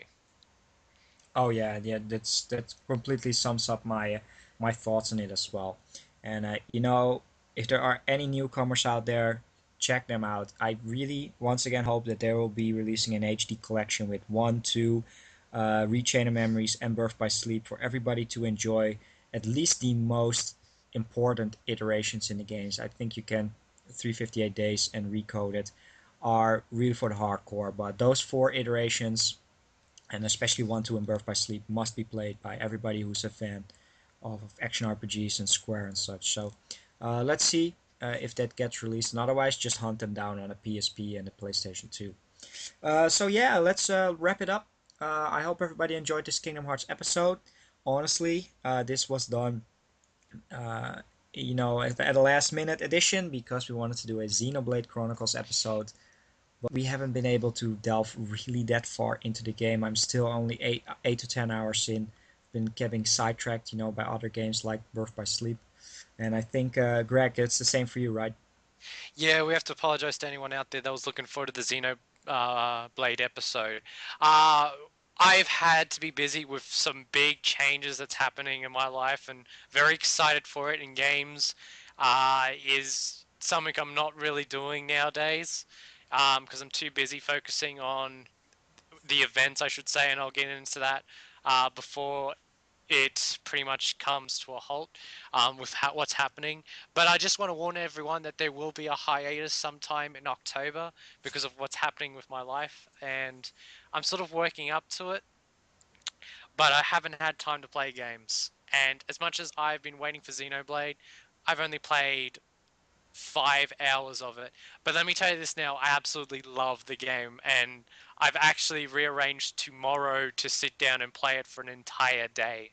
Now, I know our good friend Taylor was waiting for to do this episode, so I got to thank him for understanding where we were coming from. He understood that we need to play the game a bit more so we can talk about it. But I'm really excited for tomorrow where I finally get to dive back into it because I really love it. Yeah, and I have to do the same, just delve back into it. But there's some other games. In terms of upcoming episodes, TGS just happened as you're listening to this. We will have an optional dungeon talking about all the great events at TGS, as well as our weekly challenges that we announced a while ago, and see how that goes. But I hope everybody, in terms of the hiatus, we still have to work out, how long and stuff. We'll have to see, but at least we have lots of wonderful content already up. And in case you have missed one of the episodes, please check back and do that. And otherwise, check out the videos on our channels.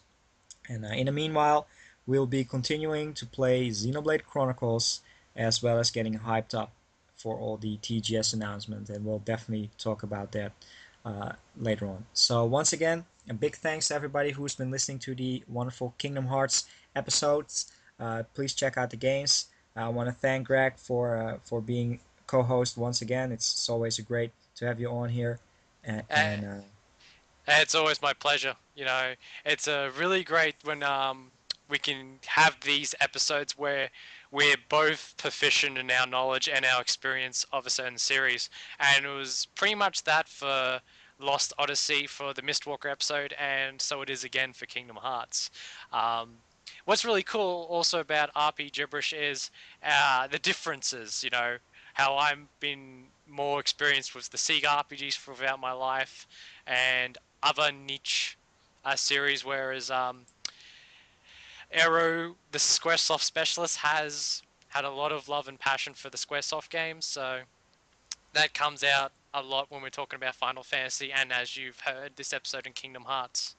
So I'm really looking forward to doing some of the more Squaresoft episodes together. And we've actually got a couple episodes planned from Squaresoft games in the future. Some very interesting episodes indeed. oh yeah, definitely. I can't wait for those, but you know, it will happen after the hiatus probably. But yeah, it's been a great episode. I want to thank everybody once again for watching and listening, and we'll see you next time. See you guys. Indeed, very very fluent. Yeah, well, there's so much to do, like with the lock-on system, and of course, besides fighting the three kids, you also have the chance to fight Riku and kind of test out your ultimate skills. And of course, he gives the better XP, so you can keep leveling up when you fight Riku. But it really shows your skills. I remember getting my butt whooped the first time I played Kingdom Hearts, but a couple of years ago, I actually went back and played it again, and I whooped his butt within one go because I was just so used to the controls. So once you master the controls of Kingdom Hearts, it's so much fun to play. It's just so fluid. You can have so much fun.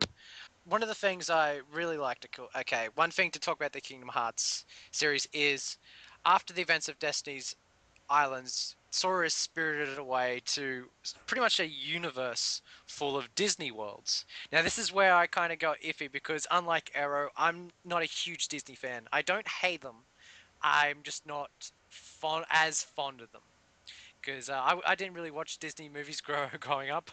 I watched all the, I'd say, cult classics, watching movies that I shouldn't have watched at that young age.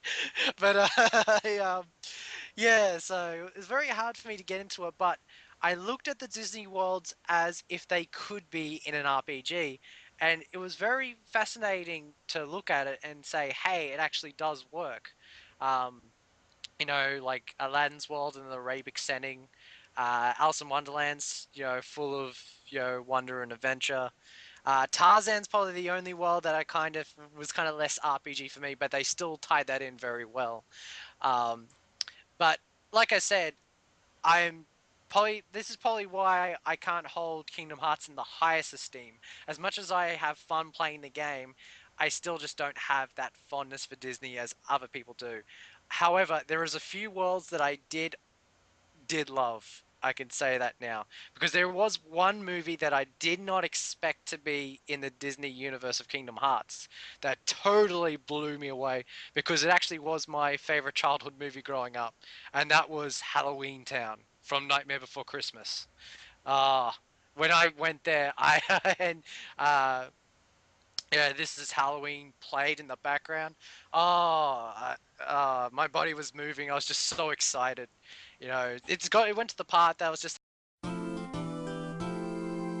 Welcome back, everybody. Back again with a new episode of Rpgibberish, and today we're going to be delving into a very special series, and that is the Kingdom Hearts series developed by Square-Enix over the last 10 years. Pretty soon, I believe it's early February of 2012, there will be the 10th anniversary of Kingdom Hearts, and TGS will be hitting very soon. Actually, TGS is already over at the point you're listening to this podcast. And there's been a lot of great stuff announced for the Kingdom Hearts series, especially the Dream Drop Distance 3DS game. So we thought it would be a great opportunity to delve into the Kingdom Hearts series, which is a perfect series for me. It was one of my nostalgic series. But how about you, Greg? How is your experiences with the Kingdom Hearts series? Uh, I must admit, I thought the idea was ludicrous when I first read it in a magazine. Disney and Squaresoft make an RPG with Disney characters and Final Fantasy. I thought it was probably one of the worst ideas when I read it, but it wasn't until I got my copy of FF10 that came with a bonus disc, and I saw the trailer in there. And the first thing that kind of really got to me was the music. And at the start, it was really a foreboding atmosphere. It didn't go straight into the Disney aspect. It just intrigued me. So when it came out on Platinum, I pretty much gave it a go, and I'll talk about that a bit more later on. That's how I kind of started off with the Kingdom Hearts series. All right. Yeah, for me personally, I have to be honest and say that I'm a huge Disney fan. I pretty much have all the major, Disney movies, animated movies that they released. I have them all on DVD. It's at that time, I was growing up.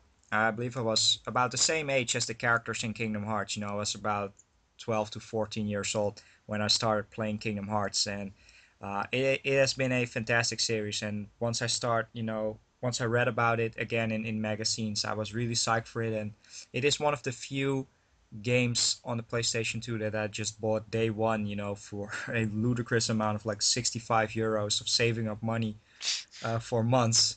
But it has been a fantastic series, but we'll get to that later on, with the different games. So, Greg, please tell us a little bit about the history of Kingdom Hearts because it has a pretty rich story. What's really interesting because there's not really anything like it in terms of how games are developed. Basically, Tetsuya Nomura, who's worked on the Final Fantasy series before Kingdom Hearts, and of course one of the major key figures of Final Fantasy VII, basically one day was working in the Squaresoft building that coincidentally was also it also housed Japan's Disney division. And basically one day he was in an elevator with one of the big executives and very quickly ran an idea by him. And of course that idea was Kingdom Hearts basically. And that's how it formed because they must have liked what he said and Disney decided to greenlight it. So let me tell you now, if there's a game you want to create with a big animation company, if they're in a lift, go for it. Just I found that story so bizarre, you know. I would never think that that would happen, but you never know how things pan out. Well, I have to be honest and say that's probably how the Nino Kuni games got together as well. You know, Level 5. Level 5 and Studio Ghibli were on an elevator ride. I have no idea if that's the case, but at least Nino Kuni, it kind of resembles Kingdom Hearts, but thought I'd just throw that in. That's really an interesting story. The power of elevator pitch. It paid off because Kingdom Hearts is probably Square Enix's third biggest IP right now, behind Final Fantasy and Dragon Quest. It's selling millions, so that's definitely very good. We'll get into how Kingdom Hearts appeals to everyone because being someone who goes to a lot of conventions, I can tell you that now that that game, the series is well beloved by fans here in Australia. So we'll get into why it's appealing to a lot of different players. But yeah, it, it it was an odd bird. The thing that kind of saw me, other than the trailer, was the fact that Final Fantasy characters are in it, of course. Which at that point I was still a huge fan. You know, before when I kind of dropped out of playing Square games. Cheery music came. It's just like, here comes the Disney aspect. But what was really cool about Destiny Islands is it had to be there to show that sort of innocence, that childlike innocence of all the characters. But as a Final Fantasy fan, I also got a kick out of the fact that Tide. I know people are going to say it's Titus, but I do not care. I pronounce him Titus. Waka and Selfie from FF8 were there in their childlike form, which was really cool. One of the first memorable things I can remember playing in Destiny's Islands was doing training with Waka. And I got to tell you, he really pissed me off. And I was basically at that point, it became a mission to defeat him because um, I couldn't beat him for a couple of tries the first time around, but then I found out you could hit the ball right back in his face, and it just became so much fun. And it was the best way to rack up early levels before you get into the game. So that's all I was doing pretty much. So off the bat, I got to say, and I know people got issues with this, but I don't. I think Kingdom Hearts got some of the best controls ever in a game. I'm a big fan of action RPGs, and in terms of playing action RPGs all my life up until that point, I thought that this was the next step in how fluid an action RPG could feel, and it had a terrific lock-on system. I think it's still one of the best lock-on systems ever, next to the Legend of Zelda series. So it just felt so good. The environments to move around, it really was the pinnacle of 3D action RPG fare. And there's just so much to do, and I was just enjoyed, you know, every step of the way. Oh yeah, definitely. And to get back into the action RPGs, Kingdom Hearts was actually my first real action RPG because at that time, I'd been enjoying games like Final Fantasy and Suikoden series, and a few others, like Legend of Dragoon, but never really delved into action RPGs, and also not owning a Nintendo console, never delved into, the biggest action RPG of them all is pretty much Zelda. But so that was a fantastic experience for me to see all those Final Fantasy characters and see all those typical magic spells and such, but in an action RPG setting. And like you said, I spent quite a lot of time at the Destiny Islands just figuring out those controls, and they are. Games for a couple of years, but I'll get into that another time. But first up, we'll get straight into it. Let's talk about Kingdom Hearts 1. Oh yeah, definitely. Kingdom Hearts One. It's pretty much set the bar for the whole entire series, and the series it spans pretty much, I believe, 6 or 7 games with some remakes thrown in, and the series, its roots are true across all the different games. It's the gameplay and the story and the graphics and even the music and such. It's pretty much the same formula, but just with added stuff later on. But yeah, let's talk a little bit about Kingdom Hearts 1. Kingdom Hearts 1 was, of course, released on the PlayStation 2 back in 2002 throughout the entire world, luckily enough for all us European and Australians. And from the get-go, I was really blown into the game. The game opens up with a very dark setting where we meet our main character Sora for the very first time um, in sort of this dark world where he basically wakes up in this dark area, and the only thing that's there is this sort of um, colored glass type of area where you see his character. And uh, that opening, I believe, 20 minutes, which basically ties in a tutorial as well, completely blew me away. And after that, you moved on to the opening world where you meet, the three characters, Sora, Riku and Kairi, who are basically living at these islands where they are enjoying their life and just having fun all day. But Greg, tell us, how did you enjoy that opening hour of Kingdom Hearts? Well, it definitely sold me. It gave a different impression that I had in my mind about the experience to begin with. I sensed that there would be a dark side of the game that I didn't think was possible. I kind of got a hint from the trailer, but it wasn't until I played the game and you experienced that world with the stained glass windows that I thought, wow, this really shows the power of the PS2. Um, and I was just really blown away. And then it got into Destiny's Island, and I was, the